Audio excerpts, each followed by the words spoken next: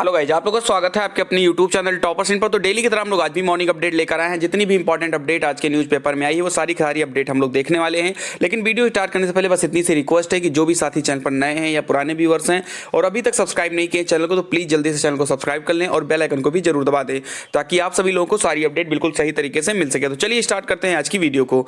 चलिए गाइस, तो video start करने से पहले हम आप सभी लोगों को बता दें कि ऑलिव बोर्ड जो है all India live mock test for railway and SSC exams के लेकर आया है। ये लाइव मॉक टेस्ट 5 से 6 मार्च तक चलेगा। ये लाइव मॉक टेस्ट बिल्कुल ही फ्री है, निःशुल्क है एकदम से।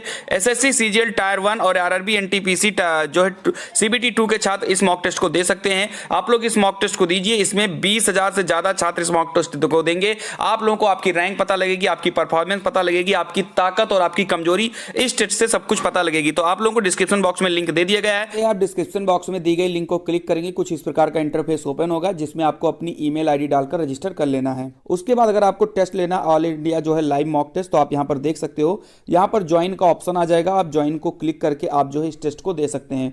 तो एनटीपीसी और एसएससी सीजीएल है, दोनों का जो है यहां पर आपको all India live mock test मिल जाएगा। तो आप सबसे पहली जो अपडेट आई है निकलकर यहां पर आप देख सकते हैं, परीक्षा नियामक प्राधिकारी सचिव को अवमानना नोटिस।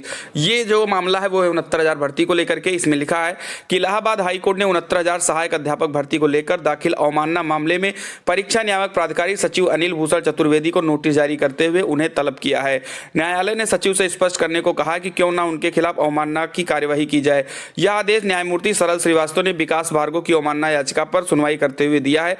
याचिका के अनुसार इस भर्ती परीक्षा में एक प्रश्न के गलत होने पर हाईकोर्ट ने 25 अगस्त 2021 के आदेश में अभ्यर्थियों के 1 अंक बढ़ाने का आदेश दिया था, लेकिन उस आदेश का अनुपालन अब तक नहीं किया गया है।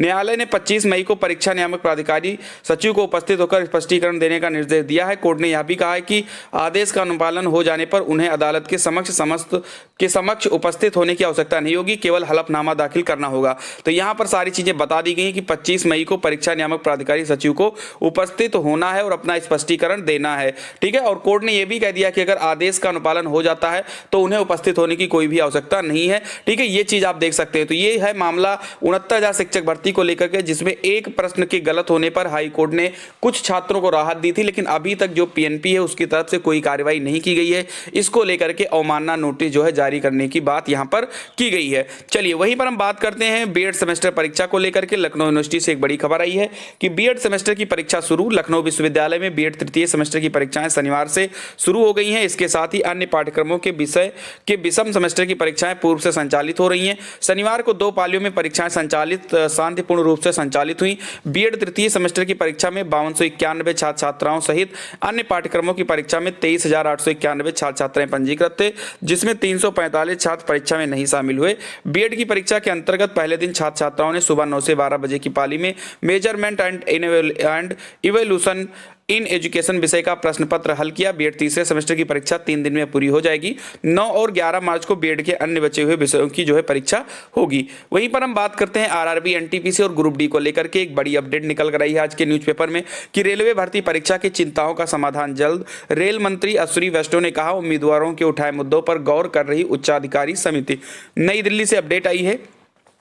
केंद्रीय रेल मंत्री अश्विनी वैष्णव ने रेलवे की एनटीपीसी परीक्षा से जुड़ी सभी चिंताओं के जल्द समाधान का आश्वासन दिया है। शुक्रवार को उन्होंने बताया कि उम्मीदवारों की तरफ से उठाए गए मुद्दों के आधार पर समाधान निकालने के लिए बनाई गई उच्चाधिकार समिति को 3 लाख अभ्यावेदन मिले हैं। समिति फिलहाल उम्मीदवारों की तरफ से उठाए गए मुद्दों पर गौर कर रही है, जिनके आधार पर एनटीपीसी के सीबीटी के पहले चरण के परिणामों और दूसरे चरण के लिए उम्मीदवारों को शॉर्टलिस्ट करने की पद्धति की सिफारिश देगी। हालांकि पहले समिति को 4 फरवरी को रिपोर्ट पेश करनी थी, लेकिन भारी संख्या में आए आवेदनों पर गौर करने में समय लग रहा है। परीक्षा में अनियमितताओं के चलते परीक्षार्थियों के विरोध के बाद आरआरबी ने 15 फरवरी और 23 फरवरी को होने वाली एनटीपीसी और लेवल 1 परीक्षाओं को स्थगित कर दिया था।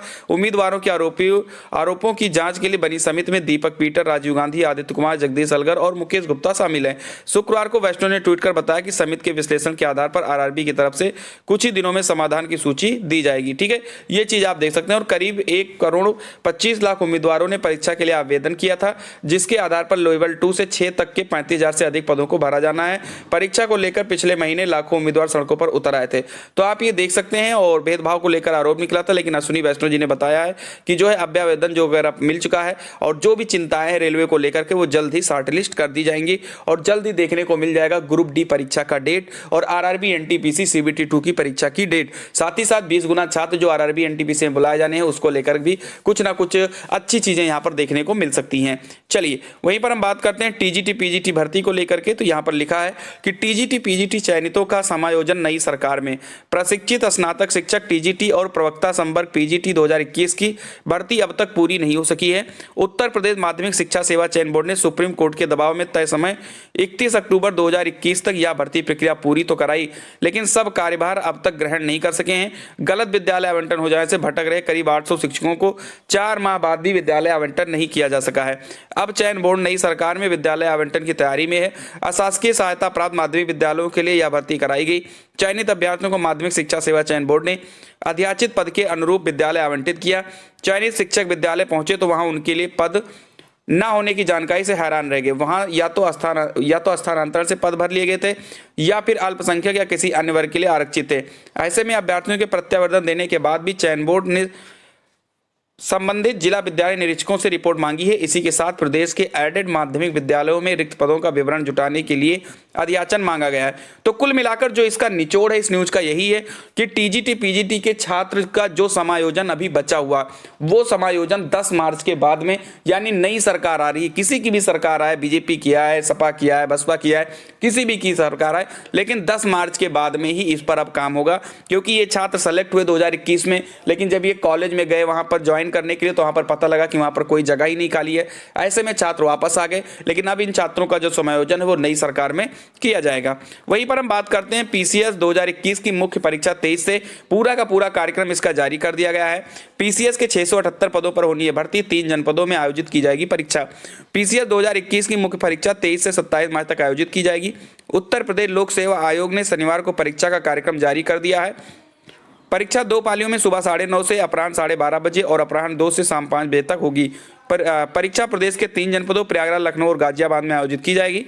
पीसीएस के 678 पदों पर भर्ती के लिए पिछले साल 1 दिसंबर को जारी प्रारंभिक परीक्षा के परिणाम में 7,688 अभ्यर्थियों को सफल घोषित किया गया है। आयोग की कैलेंडर में मुख्य परीक्षा इस साल 28 से 31 जनवरी तक प्रस्तावित थी, लेकिन कोविड के कारण आयोग को परीक्षा स्थगित करनी पड़ी। यह परीक्षा अब 23 से 27 मार्च तक आयोजित की जाएगी। आयोग के सचिव जगदीश के अनुसार 23 मार्च को पहली पाली में सामान्य हिंदी एवं दूसरी पाली में निबंध, 24 मार्च को पहली पाली में सामान्य अध्ययन प्रथम प्रश्न पत्र एवं दूसरी पाली में सामान्य अध्ययन द्वितीय प्रश्न पत्र, 25 मार्च को पहली पाली में सामान्य अध्ययन तृतीय प्रश्न पत्र। तो यहाँ पर पूरा का पूरा कार्यक्रम जो है जारी कर दिया गया है। आप सभी लोग इसका स्क्रीनशॉट लेकर और इन सारी चीजों को आप देख सकते हैं। वहीं पर एक नई समस्या आई है, उस नई समस्या के बारे में भी हम लोग जान लेते हैं। उत्तर कुंजी तो दी पर अंक पत्र और कटाप का पता नहीं। उत्तर प्रदेश लोक सेवा आयोग ने पीसीएस 2019 और 20 प्रारंभिक परीक्षा की उत्तर कुंजी तो जारी कर दी है, लेकिन अंक पत्र और कटाप जारी नहीं कर सका है। यही नहीं, समीक्षा अधिकारी आरओ सहायक समीक्षा अधिकारी एआरओ भर्ती 2016 का अंक पत्र और कटाप भी जारी नहीं हो सका है। प्रतियोगी छात्रों को 2 साल बाद भी पता नहीं कि कितने अंक पाने अभ्यर्थियों का चयन हो गया है और कितने नंबर से वे चूक गए। पीसीएस 2019 की प्रारंभिक परीक्षा का परिणाम 2 साल पहले 17 फरवरी 2020, जबकि पीसीएस 2020 की प्रारंभिक परीक्षा का परिणाम नवंबर 2020 को जारी हुआ था। पीसीएस 2019 और 20 का अंतिम परिणाम क्रमशः 17 फरवरी 2021 और 12 अप्रैल 2021 को जारी हुआ था। प्रतियोगी छात्र संघर्ष समिति के अध्यक्ष अवनीश पांडे का कहना है कि अंक पत्र और कटाप जारी नहीं करने के मामले को लेकर वे न्यायालय जाएंगे। आयोग के ऊपर गंभीर लगने के बाद कार्यशैली में सुधार नहीं हुआ। जिस आयोग की सीबीआई जांच कर रही हो वहां पारदर्शिता के नाम पर भर्ती परीक्षा की 2-2 साल तक उत्तर कुंजी जारी न करना सवाल खड़े करते हैं। तो यहाँ पर आप देख सकते हैं कि जो भी 2019-20 की जो प्रारंभिक परीक्षा हुई थी उसकी अभी तक मार्कशीट जारी नहीं की गई है और प्रतियोगी छात्रों ने यह भी कहा है कि मामले को लेकर न्यायालय जाएंगे छात्र। तो यहाँ पर देख सकते हैं कोई भी भर्ती होती है तो उसमें छोटी से छोटी बातें जो ध्यान नहीं दी जाती हैं, जो छात्र उसके लिए परेशानी झेलनी पड़ती है। भाई अगर आपने रिजल्ट जारी किया तो आप मार्कशीट भी जारी करिए कि छात्रों को कितने अंक मिले थे, आखिर में कट ऑफ कितना था, मेरा कितने नंबर से रुका है, क्या कमियां मेरी रही होंगी, वो सारी चीजें जो है हर एक आयोग को, चाहे फिर वो यूपीपीएससी हो, यूपीएससी हो, कोई भी आयोग हो, हर एक आयोग को इस चीज को भली भांति जानकारी रखनी चाहिए कि हमें आंसर शीट भी देनी है, रिवाइज्ड आंसर शीट सीट भी देनी है और साथ ही साथ कट ऑफ देना है, छात्रों के अंक पत्र भी देना है। इतने काम तो कम से कम होने ही चाहिए, लेकिन अगर इसमें जो है ढिलाई होती है तो कहीं ना कहीं दिक्कत होती है छात्रों को। ठीक है, चलिए, तो यही सारी अपडेट थी। इसको लेकर के छात्र जो है न्यायालय जाने की कोशिश में रहें और जाना भी चाहिए उन लोगों को। ठीक है, तो मिलते हैं अगली वीडियो में किसी खास अपडेट के साथ। तब तक के लिए खुश रहिए, मस्त रहिए। जय हिंद, जय भारत।